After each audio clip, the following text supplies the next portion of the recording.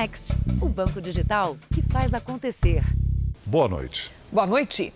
5 pessoas foram presas hoje pela Polícia Federal por suspeita de organizar uma pirâmide financeira. Entre elas, o dono de uma empresa que prometia lucros de 10% ao mês nos investimentos em moedas virtuais, as bitcoins. Só em criptomoeda, o valor apreendido na ação foi equivalente a mais de 147 milhões de reais. Gladson Acácio dos Santos foi o principal alvo da operação desta quarta-feira. A nossa empresa, ela não é empresa de investimento. A GS Consultoria é uma empresa onde as pessoas terceiriza a equipe de trade de criptoativo. A explicação não convenceu a Polícia Federal. Ele foi preso nessa mansão na Barra da Tijuca, de onde controlava os investimentos. Barras de ouro e dinheiro em espécie foram apreendidos. A fortuna foi colocada em malas e levada para uma empresa de transporte de valores para ser contabilizada. Segundo as investigações, a empresa de investimentos de Gladson seria uma fachada para o verdadeiro negócio, a pirâmide financeira. Não é uma pirâmide, tá? Tanto que ela se perdura no mercado aí e não existe qualquer processo, por exemplo, questionando o não pagamento. Outros empresários que também participariam da fraude foram presos. Um deles no aeroporto de Guarulhos, quando tentava embarcar para Punta Cana, na República Dominicana. Mandados de busca e apreensão também foram cumpridos no Distrito Federal e no Ceará. Gladson foi garçom e há 9 anos usava a origem humilde para mostrar aos clientes como alcançar o sucesso. A vida confortável e luxuosa seria a prova de que os negócios prosperavam. Para a Polícia Federal, a promessa de alta rentabilidade era fundamental para atrair os investidores. Segundo as investigações, nos últimos 6 anos, a movimentação financeira de pelo menos 9 suspeitos apresentou cifras que chegam a 2 bilhões de reais. A maioria das empresas tem sede na cidade de Cabo Frio, a 180 quilômetros da capital. O investimento em criptomoedas, no caso Bitcoin, não é regulamentado no país. E, segundo especialistas, seria uma forma de camuflar pirâmides financeiras que oferecem lucros muito acima dos praticados pelo mercado. Na prática, uma armadilha para o investidor. Ao dia de que está entrando, cobre o dinheiro que quem já estava lá. Mas no caso das criptomoedas, e como ela não tem uma boa regulamentação, acaba abrindo margem para a tentativa de legalização desse dinheiro através dessa operação das criptomoedas. Veja agora outros destaques do dia. Ministério da Saúde anuncia a 3ª dose e reduz intervalo entre vacinas. São Paulo e Rio de Janeiro iniciam um reforço no começo de setembro. Auxiliares dizem que presidente Bolsonaro desistiu de pedir impeachment do ministro Barroso. E presidente do Senado decide rejeitar pedido contra Alexandre de Moraes. Órgãos públicos do governo federal serão obrigados a reduzir consumo de energia.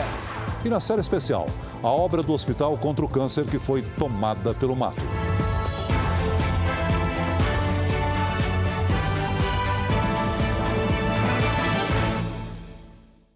Oferecimento Next, o banco digital que faz acontecer.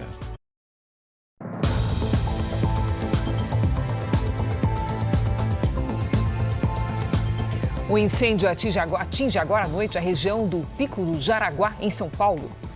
O helicóptero da Record TV flagrou as chamas se alastrando rapidamente pela vegetação, segundo o porta-voz do Corpo de Bombeiros. O mato seco no local ajuda na propagação do fogo. O pico é um dos pontos mais altos do município de São Paulo e fica no Parque Estadual do Jaraguá. Os balões são um risco em qualquer época do ano e grandes empresas e aeroportos têm um monitoramento especial para evitar grandes acidentes e desastres. Os períodos de seca são os que merecem mais atenção. Já são 28 dias sem chover na capital paulista, o que aumenta a chance de grandes incêndios, como o que ocorreu nesta semana no Parque do Juqueí, na região metropolitana. Na hora de subir, festa e foguetório. Mas quem solta nunca sabe onde o balão vai cair. É quando a brincadeira pode se transformar em tragédia. Esse vídeo circula pelas redes sociais.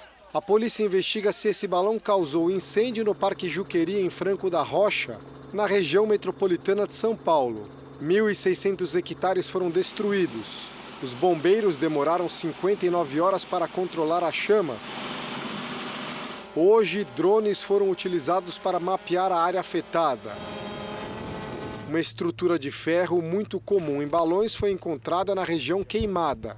11 pessoas já foram detidas pela investigação, mas todos já estão em liberdade após o pagamento de fiança. O Jornal da Record conseguiu com exclusividade flagrantes que mostram os riscos dessa prática. Nesse vídeo é possível ver a tocha caindo. Caiu a boca.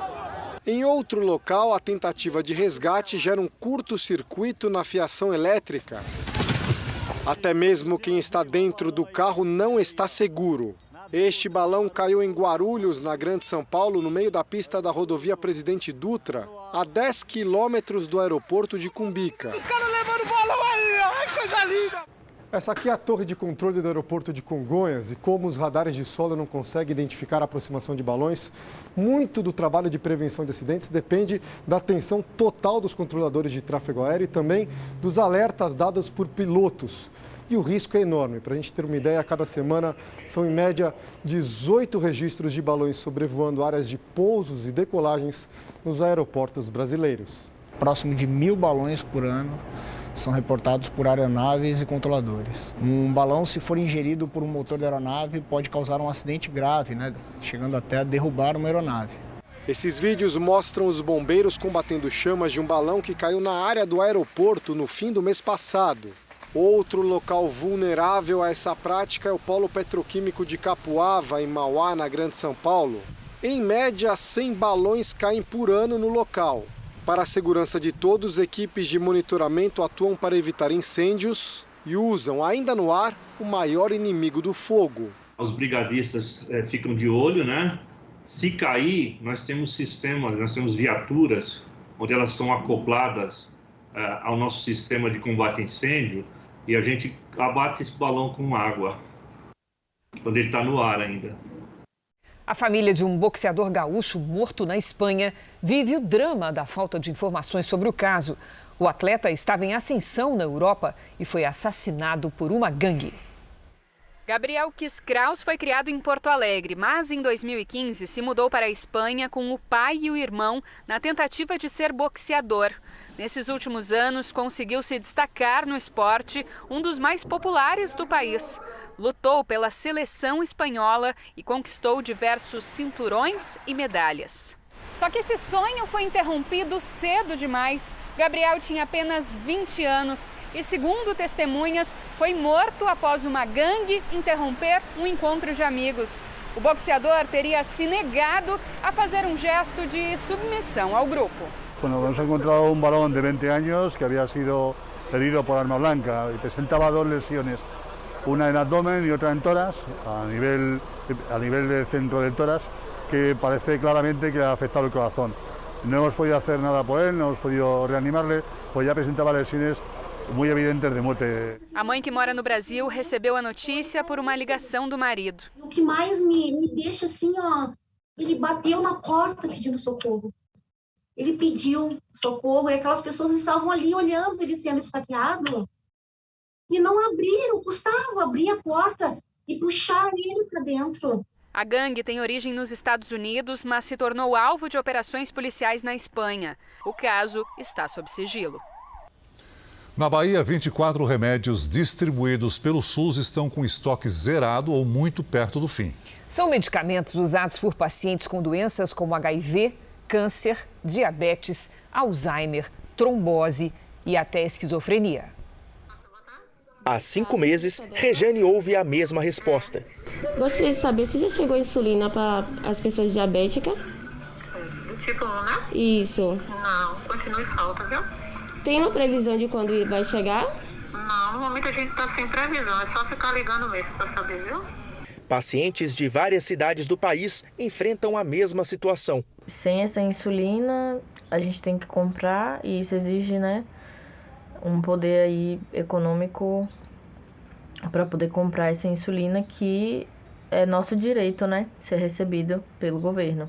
Aqui na Bahia, 24 medicamentos distribuídos pelo SUS estão com estoque zerado ou muito perto do fim, segundo a Secretaria de Saúde do Estado. São remédios usados por pacientes com doenças como HIV, câncer, diabetes, Alzheimer, trombose e esquizofrenia. A Superintendência de Assistência Farmacêutica da Bahia já alertou o Ministério da Saúde, que faz a compra e distribui para estados e municípios. Às vezes eles posicionam que tem falta de um item no mercado ou outro, mas a gente não consegue entender como é que tem tantos itens em desabastecimento como a situação que a gente está vivendo hoje, que não é de agora. Segundo o grupo Medicamento no Tempo Certo, que reúne associações de pacientes com doenças crônicas, o desabastecimento se agravou durante a pandemia.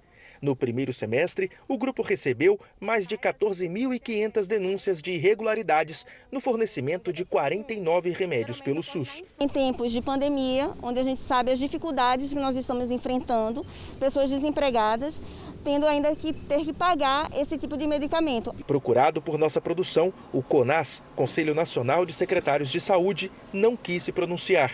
Ainda não obtivemos retorno do Ministério da Saúde. O Ministério da Saúde anunciou o início da terceira dose da vacina contra a Covid-19 para 15 de setembro. Ao reforçar a imunização com a dose adicional, o objetivo é conter o avanço de novas variantes e evitar o aumento de mortes, internações e casos graves. São Paulo e Rio de Janeiro vão começar ainda antes. Por enquanto, a proteção extra vai ser aplicada em 900 mil pessoas imunizadas com a segunda dose há mais de 6 meses em São Paulo. Os idosos são os primeiros da lista. O governo do Estado de São Paulo vai iniciar a aplicação da terceira dose da vacina a partir do dia 6 de setembro para pessoas com mais de 60 anos. Até agora, São Paulo tem 266 amostras positivas da variante Delta, o maior número entre os estados, de acordo com a Secretaria de Saúde. O governo justifica a estratégia de aplicar a terceira dose pela possibilidade do aparecimento de novas variantes e para evitar o aumento de mortes, internações e casos graves.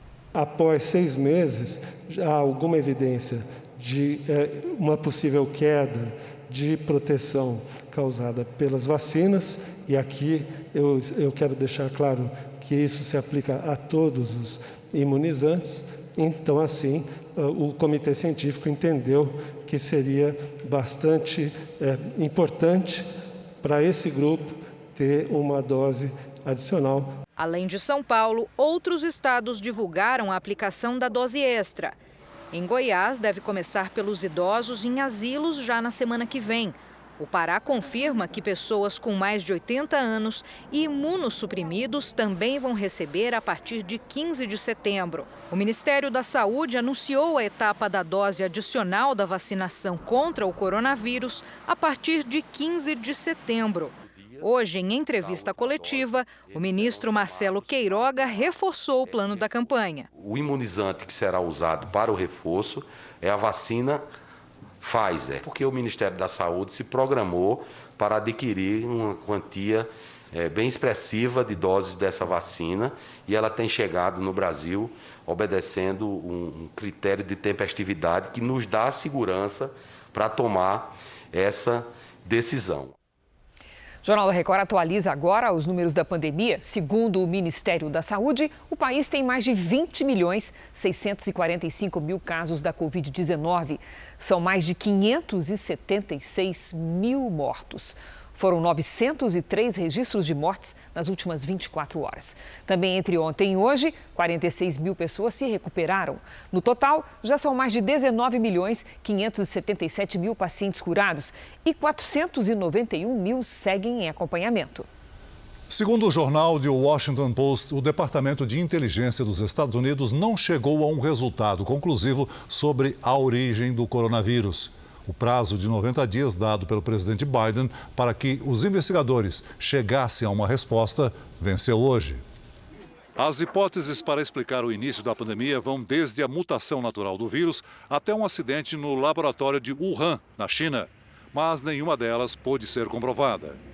De acordo com a reportagem, os Estados Unidos culpam a China por não fornecer informações suficientes. Cientistas ligados à Organização Mundial da Saúde foram até Wuhan no início do ano e também só tiveram acesso a documentos selecionados. A versão oficial do relatório pode ser publicada nos próximos dias. Há 7 dias da retirada total do Afeganistão, os americanos correm contra o tempo para retirar o maior número possível de pessoas. Mais de 80 mil pessoas deixaram o país desde que o Talibã assumiu o poder. Segundo o secretário de Estado dos Estados Unidos, pelo menos 1.500 americanos ainda estão no Afeganistão. O governo tem dificuldade para entrar em contato com todos. Nas últimas 24 horas, 90 aeronaves partiram de Cabul, mas a região do aeroporto continua cheia de pessoas que querem sair. As autoridades internacionais se preocupam também com a situação da pandemia. De acordo com a ONU, na primeira semana após a tomada do poder pelo Talibã, a aplicação de vacinas contra a Covid caiu mais de 80% e metade das doses recebidas pelo país pode perder a validade em breve. Os desafios de uma jovem que deixa a vida na alta sociedade para ser professora em um vilarejo. Vem aí Quando Chama o Coração, que estreia hoje aqui na Record TV. A história se passa no Canadá no começo do século XX, mas retrata uma realidade que encontramos hoje em muitas comunidades rurais do Brasil. Bom dia. Bom dia. Eu trouxe queijo pro lanche. Oh, eu adoro queijo. A história da Gilmara poderia ser contada num livro. E depois, Vitor?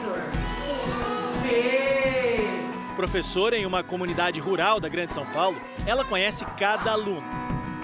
Que é uma família. Então, aqui, desde quando eu entrei aqui, todo mundo acolhe, sabe? Todo mundo se conhece. A gente acaba sendo psicólogo também das famílias. Carinho e dedicação iguais ao da jovem Elizabeth Thatcher, a protagonista de Quando Chama o Coração. Eu gostaria de falar sobre o que eu espero de vocês. Gilmara já trabalhou em grandes escolas, com muitos alunos. Era tanta gente que as famílias mal conheciam os professores. Mas desde a primeira aula, aqui na zona rural, ela vive um misto de ensinamento e aprendizagem. Aqui, Gilmara aprendeu o sentido de amizade, que é quando os laços extrapolam a sala de aula, mas até onde a ficção imita a vida real. Inspirada no livro da escritora canadense Janette Oake, Quando Chama o Coração, conta a jornada de Elizabeth Thatcher. A professora, filha de um empresário da alta sociedade, troca o luxo da cidade pela simplicidade do campo e decide dar aulas num vilarejo sensibilizado depois da explosão de uma mina de carvão. O que está escrito, professora? Perdoe-me, pai. A trama se passa no início dos anos 1900 e traz as aventuras da professora rica num mundo completamente novo. Quando Chama o Coração é um conteúdo inédito, é um conteúdo dirigido à família. Vivemos um momento difícil, claro, não tem como sair disso, não tem como escapar. Mas na televisão você pode encontrar histórias mais suaves, mais delicadas, que contrastam com esse momento. Fã da produção, que já é sucesso no Canadá e nos Estados Unidos, a baiana Liz, de 36 anos, está ansiosa para assistir a versão que será exibida aqui. Eu já convidei as minhas amigas, a minha família, para a gente assistir todo mundo junto. Espalhei nas redes sociais que eu tenho. Pessoal, vai passar na Record. Quando Chama o Coração, estreia hoje às 9h45 da noite. Para trás. Uma história emocionante e cheia de surpresas. Crianças, vão se lavar para o jantar. Então, eu reforço o convite. Quando Chama o Coração, estreia às 9h45, logo depois da novela Gênesis. Você não pode perder. Veja a seguir, o presidente do Senado rejeita pedido de impeachment contra ministro do Supremo. E na série especial, briga na justiça entre construtoras faz obra de hospital virar pasto.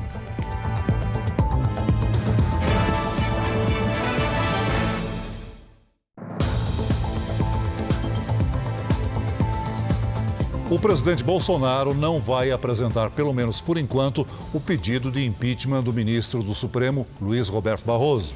A principal divergência entre Bolsonaro e Barroso, que também preside o Tribunal Superior Eleitoral, é a adoção do voto impresso, já rejeitada pelo Congresso. Boa parte do dia do presidente foi dedicada a eventos militares. Bolsonaro se encontrou com oficiais da reserva pela manhã e depois participou do evento em comemoração ao Dia do Soldado em Brasília.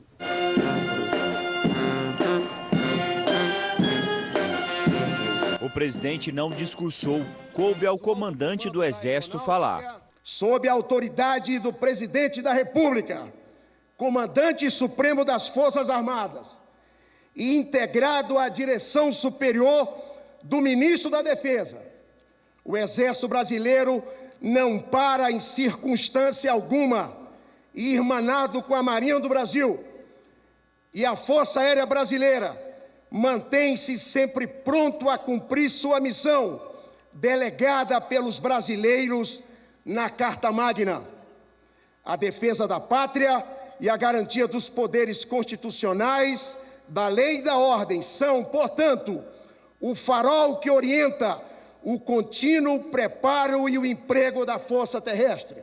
E para melhorar a relação com o judiciário, auxiliares do presidente têm dito que Bolsonaro teria desistido de enviar ao Senado o pedido de impeachment contra o ministro do Supremo e presidente do Tribunal Superior Eleitoral, Luiz Roberto Barroso. A informação foi repassada por auxiliares próximos ao presidente. Já fontes ligadas ao gabinete presidencial não negam a mudança de postura, mas afirmam não ser verdade que Bolsonaro teria enviado um emissário até o presidente do TSE. Na semana passada, ao entregar o pedido de afastamento contra Alexandre de Moraes, o presidente Bolsonaro disse que faria o mesmo contra Barroso. A divergência entre o presidente da República e o presidente do Tribunal Superior Eleitoral, órgão responsável pela realização das eleições, tem como principal foco o voto impresso. Barroso foi contra a proposta defendida por Bolsonaro e que foi rejeitada na Câmara dos Deputados. Antes da sinalização de pacificação por parte do governo, Barroso falou sobre o assunto em uma palestra virtual, sem citar o presidente pelo nome. A democracia, ela é feita de votos, mas ela é feita também de debate público.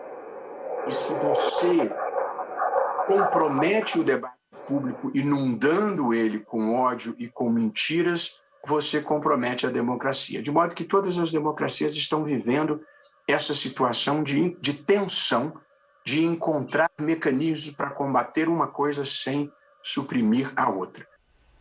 Vamos voltar ao vivo a Brasília porque o presidente do Senado, Rodrigo Pacheco, decidiu rejeitar o pedido de impeachment contra o ministro do Supremo, Alexandre de Moraes, feito pelo presidente Bolsonaro na semana passada. Os detalhes com o Tiago Nolasco. Boa noite, Tiago.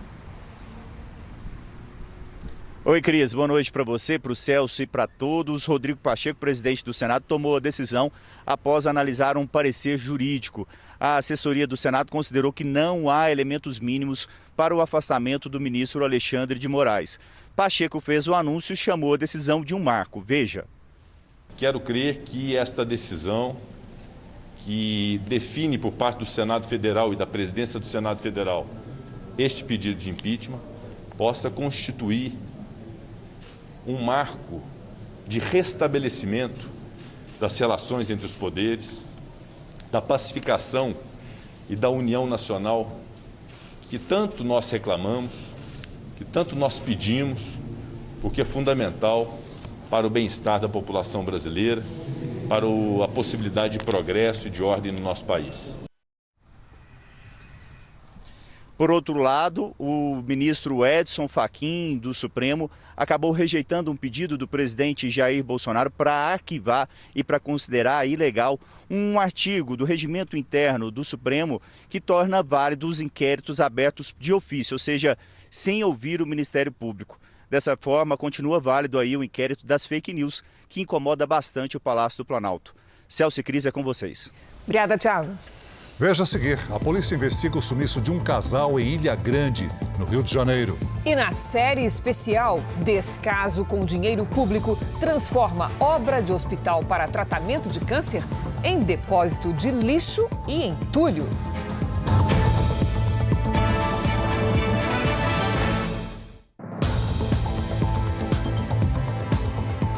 O Corpo de Bombeiros procura um casal desaparecido no último domingo em Ilha Grande, que fica em Angra dos Reis, no Rio de Janeiro. Familiares foram para a cidade acompanhar as buscas. Um helicóptero dos bombeiros sobrevoou a região durante todo o dia. Motos aquáticas também foram usadas nas buscas. Cristiane Nogueira da Silva, de 48 anos, e Leonardo Machado de Andrade, de 50, foram vistos pela última vez no domingo à tarde, quando saíram para ver o pôr do sol em uma praia próxima à casa onde estavam hospedados. Eles estavam na Praia da Longa e eles foram para Lagoa Verde, que é 2 minutos de lá de barco. Tem vizinhos que relatam que viram ele não parando na Lagoa Verde e passou direto como se fosse em direção a Paraty, mas é uma informação bem aleatória. Cristiane chegou em Angra dos Reis na sexta-feira e tinha volta marcada para o Rio na segunda de manhã, mas não apareceu no local e horário combinados com o motorista. A família conta que ela viajou para se encontrar com um ex-companheiro e que manteve contato com os filhos durante o fim de semana. Nossa prioridade é encontrar a embarcação. A Defesa Civil está fazendo busca, o Corpo de Bombeiros aqui de Angra dos Reis está fazendo busca daqui, que é primordial para a gente entender o que está acontecendo. Cristiane e Leonardo foram casados por 8 anos e estavam separados há 3. Recentemente, ele se mudou para Ilha Grande. Eu espero que qualquer momento alguém me ligue aqui e fale que encontrou os dois bem vivos e que estão a caminho de uma costa ou que já estão em terra firme, saber que eles estão bem. Testes apontam que uma dose de reforço da vacina da Janssen pode aumentar em até 9 vezes o número de anticorpos. Segundo a fabricante, os estudos iniciais revelam que a dose de reforço pode ser aplicada de 6 a 8 meses após a primeira imunização. Os testes da vacina de dose única avançam para a fase 2, onde pelo menos 2.000 pessoas nos Estados Unidos e na Europa vão receber o reforço. A vacina da Janssen está autorizada para uso emergencial no Brasil. Vamos ver como está o andamento da vacinação em todo o país. Somadas as aplicações da primeira e segunda doses, 1.329.000 pessoas receberam a vacina contra o coronavírus nas últimas 24 horas. E hoje, o Brasil tem mais de 126.441.000 vacinados com a primeira dose e 57.542.000 pessoas completaram a imunização. O estado de São Paulo imunizou 33.342.000 pessoas, o que representa 72% dos paulistas. O Rio de Janeiro vacinou 56,67% da população com a primeira dose, ou seja, 9.841.000 pessoas. Na Bahia, 54,9% da população foi imunizada com a primeira dose. Isso corresponde a 8.197.000 pessoas. No portal r7.com, você pode acompanhar a situação de todos os estados no mapa interativo.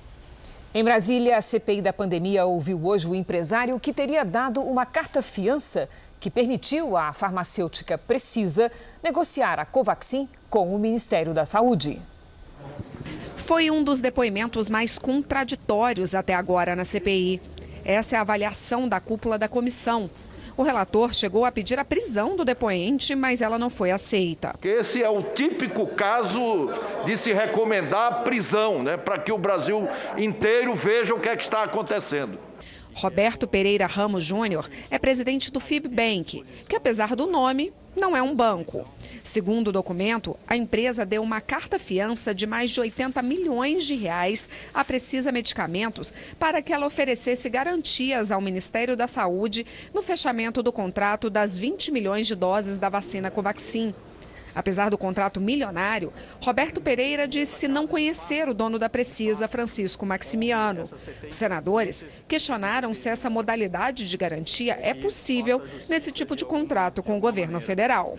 A pergunta maior que tem que sair daqui com um esclarecimento e resposta da CPI é por que o Ministério da Saúde aceitou uma garantia que não era bancária, se a lei e a medida provisória não permitiam e fora do prazo permitido. Não passou pelo corpo jurídico porque queriam esconder o quê? Faziam parte do conluio para poder fraudar e superfaturar a vacina da Covaxin?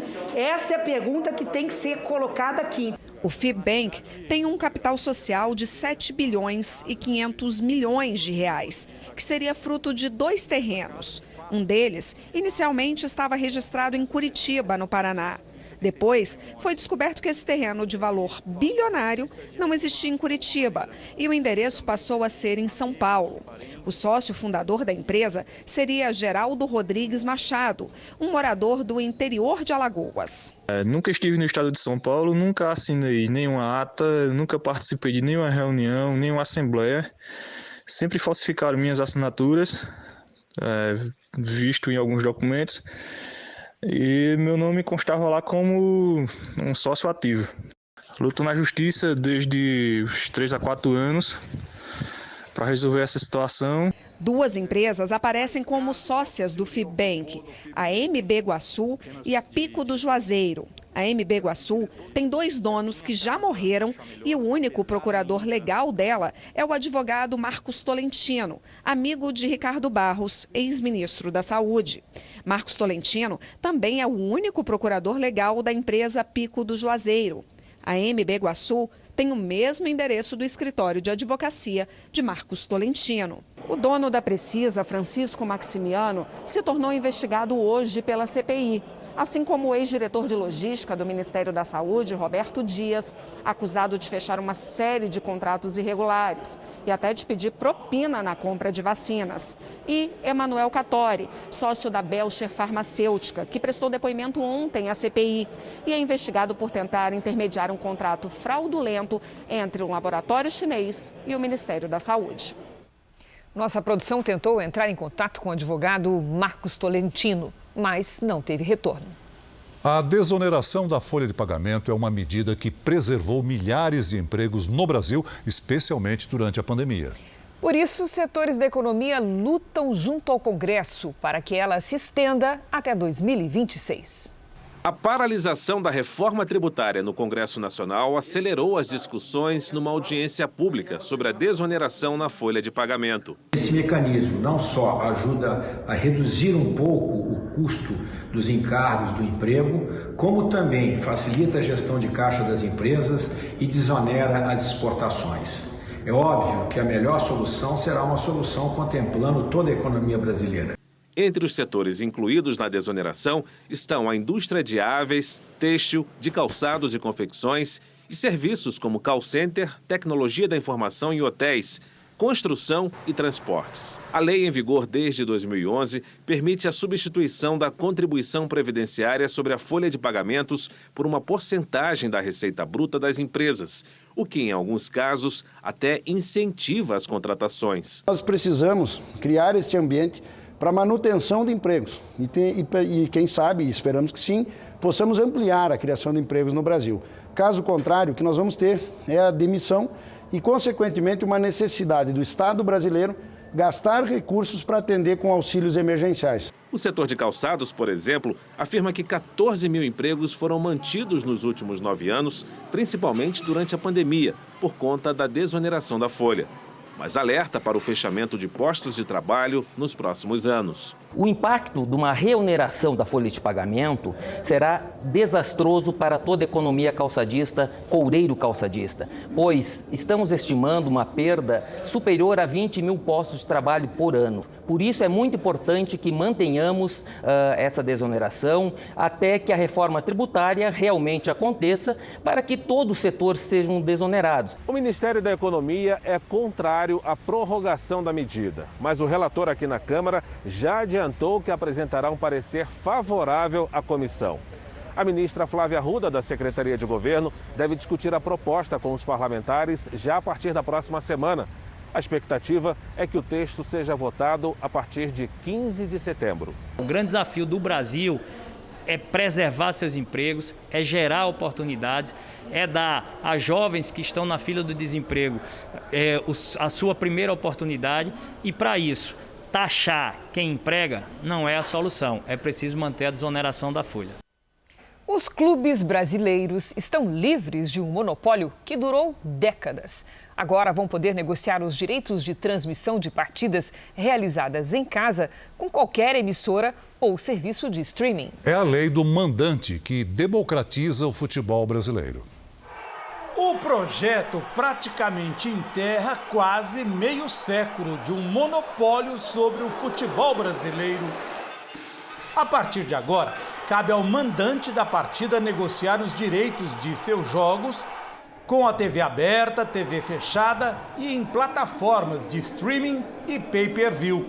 A lei do mandante ela é positiva, porque acaba com a monopolização que existia, né?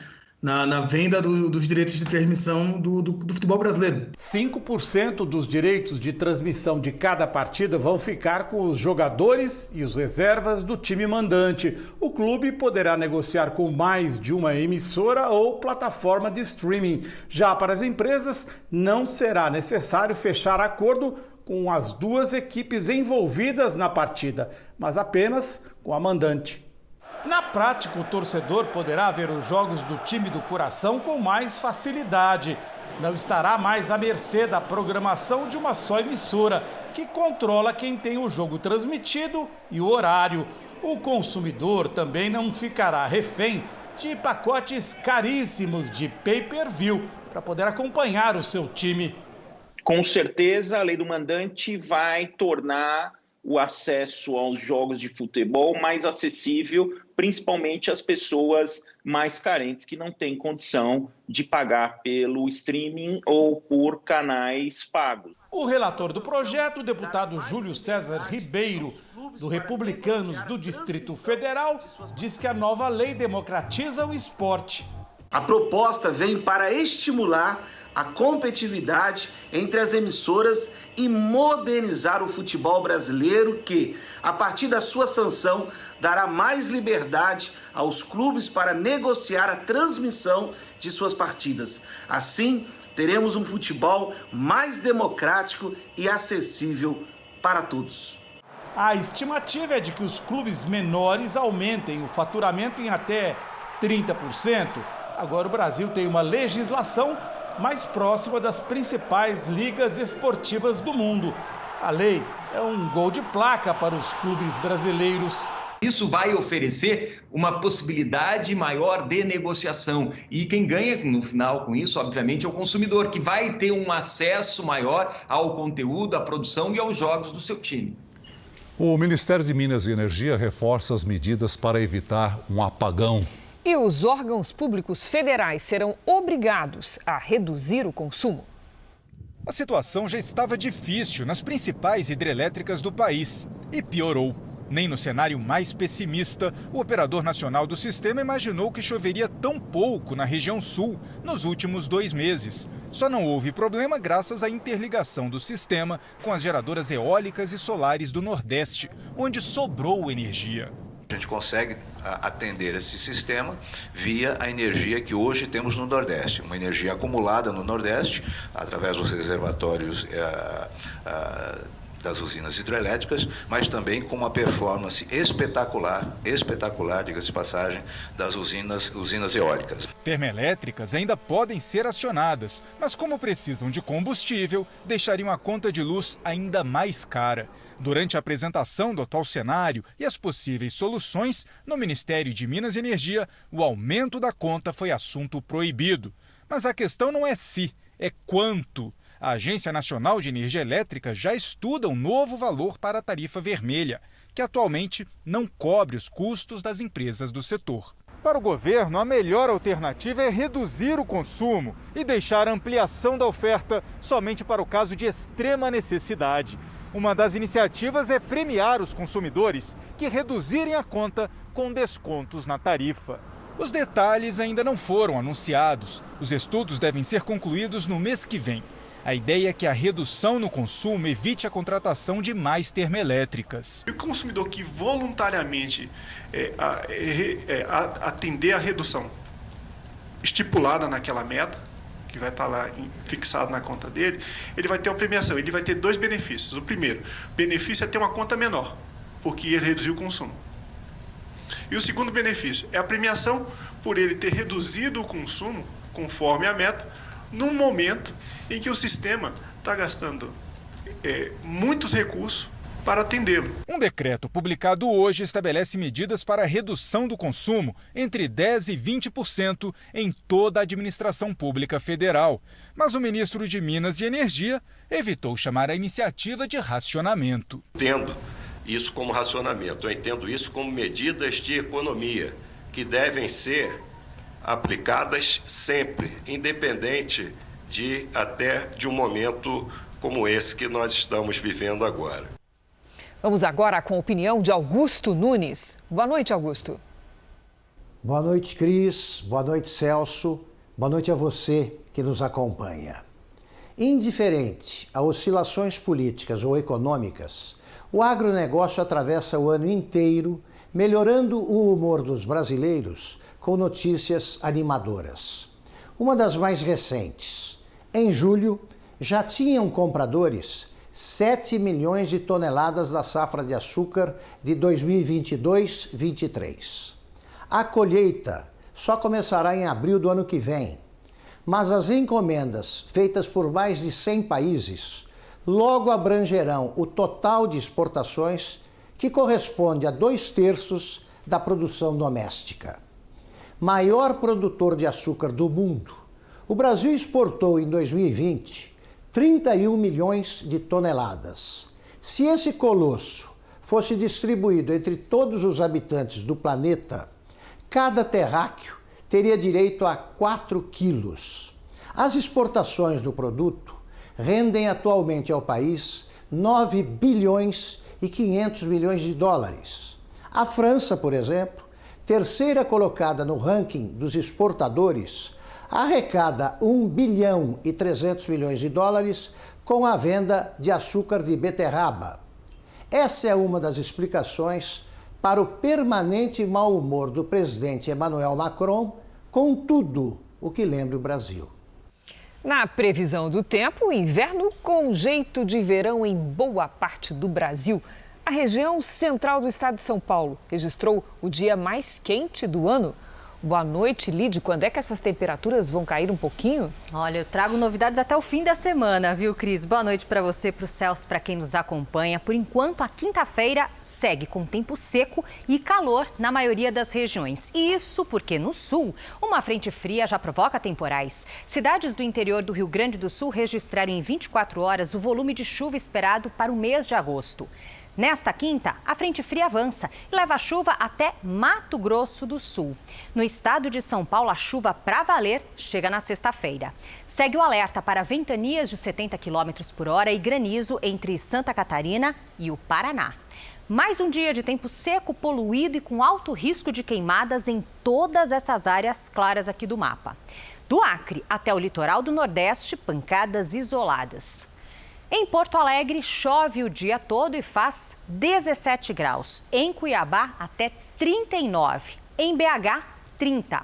Em Florianópolis, temporais com 24 graus. No Rio de Janeiro, até 35. Em Salvador, chuva, sol e 28 graus. E em São Paulo, 33 graus, com uma pequena chance de chuva só à noite. Tempo Delivery. Vamos fazer a felicidade de Jerusana. Ela quer a previsão para Macaé, Rio de Janeiro. Opa, vamos lá. Jerusana, é o seguinte, esta quinta-feira será o último dia de tempo seco. Máxima de 33 graus. Na sexta e no sábado já tem previsão de pancadas de chuva e aí sim o calor diminui um pouquinho. Atendemos o pedido de Aurilene, de Prainha, no Pará. Vamos lá. Aurilene, os próximos dias serão abafados e com pancadas de chuva à tarde. Nada que fuja aí da rotina no Pará, né? Nesta quinta faz até 34 graus. Participe você também do Tempo Delivery pelas redes sociais. Mande a sua mensagem com a hashtag #VocênoJR. Eu volto amanhã, gente. Até amanhã, Lid. Valeu, Lid. A obra de um hospital público que deveria trazer esperança para muitas pessoas está tomada pelo mato e por entulho. Na série especial de hoje, você vai conhecer a construção inacabada no Nordeste brasileiro que já consumiu 14 milhões de reais.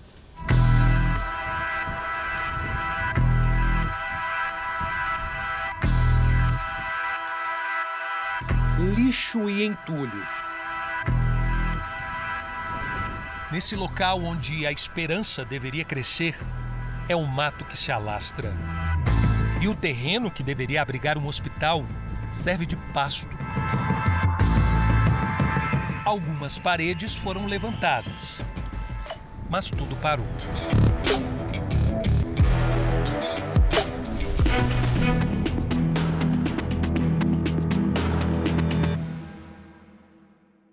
Prazo de entrega. Um evento com empresários e políticos marcou em 2017 a inauguração das obras. Os ensinamentos cristãos. Teve cerimônia com o governador na época.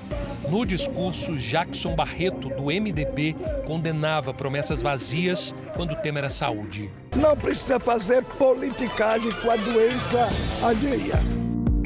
Na época, o prazo de entrega estava em contrato, 2019. Aqui foi feita a terraplanagem e parte da fundação do que deveria ser o Hospital do Câncer Marcelo Deda Chagas. Para isso aqui, o governo gastou cerca de 14 milhões de reais. Toda essa área tem aproximadamente 47 mil metros quadrados. O projeto foi orçado em 80 milhões de reais. E a promessa era que a obra seria entregue em 36 meses. O tempo passou e tudo ficou exclusivamente na promessa. Era para ser um hospital moderno, com tecnologia de ponta. 5 pavimentos, 170 leitos para adultos e crianças, 3 andares para internação, 6 centros cirúrgicos e 20 leitos de UTI. O hospital ainda teria urgência e ambulatórios. Mas tudo isso ficou apenas no bonito projeto. Uma das pessoas que seriam atendidas aqui é Larissa. A estudante de Direito descobriu a leucemia quando tinha 18 anos. Eu tive uma queda em casa e aí fui para o hospital, para a urgência. E aí pediram para fazer um exame de sangue e detectaram que eu estava com as plaquetas muito baixas. Depois fui diagnosticada com leucemia e aí começou a batalha contra o câncer. Ela sabe bem o que é precisar do Hospital do Câncer e simplesmente não ter.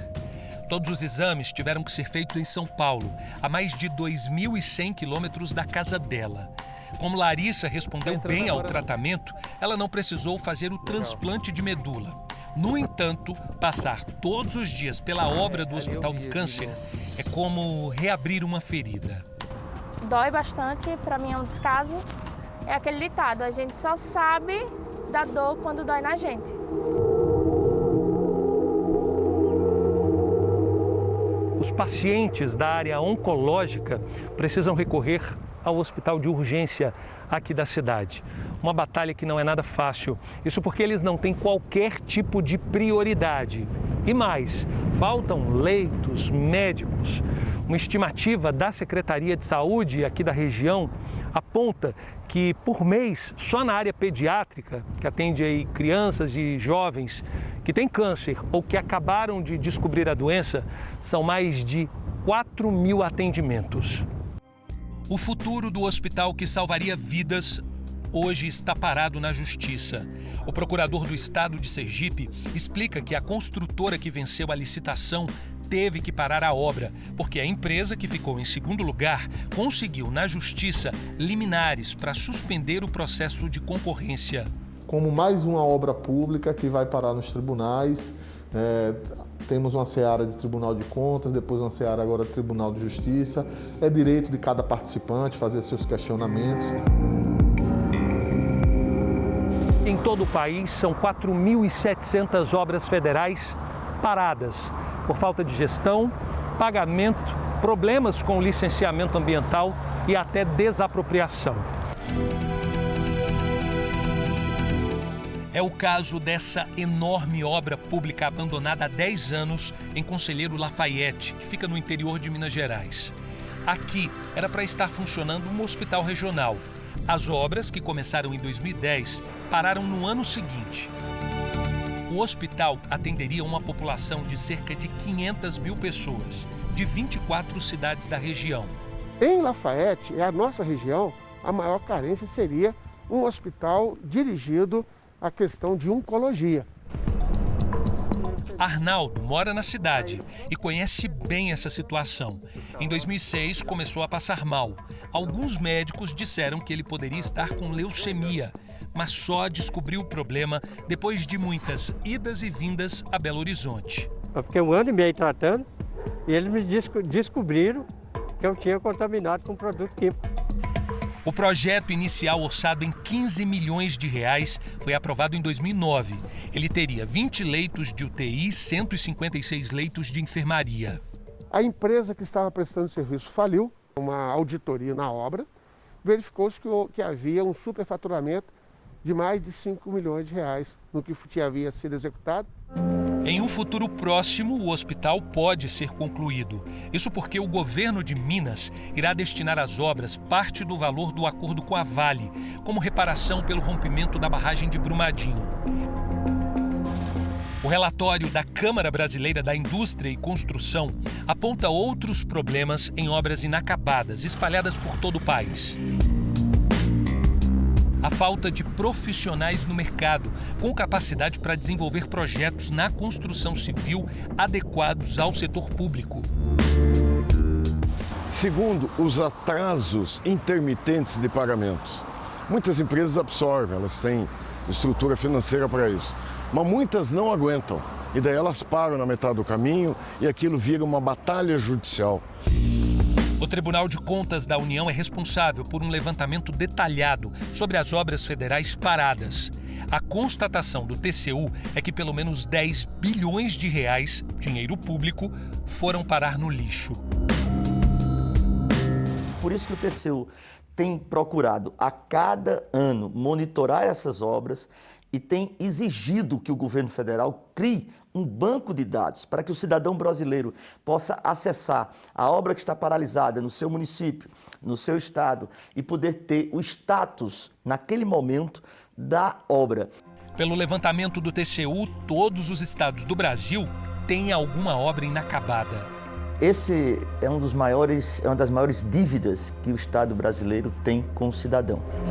Quando você interrompe a construção de uma unidade básica, de um hospital, quanto a população não está sofrendo pela ausência daquele instrumento de serviço público. As construtoras envolvidas na licitação da obra do Hospital do Câncer foram procuradas, mas não responderam. O Jornal da Record termina aqui e à 00:30 tem mais Jornal da Record. Fique agora com a novela Gênesis e logo em seguida tem a estreia de Quando Chama o Coração. A gente se vê amanhã. Até lá. Boa noite e até amanhã.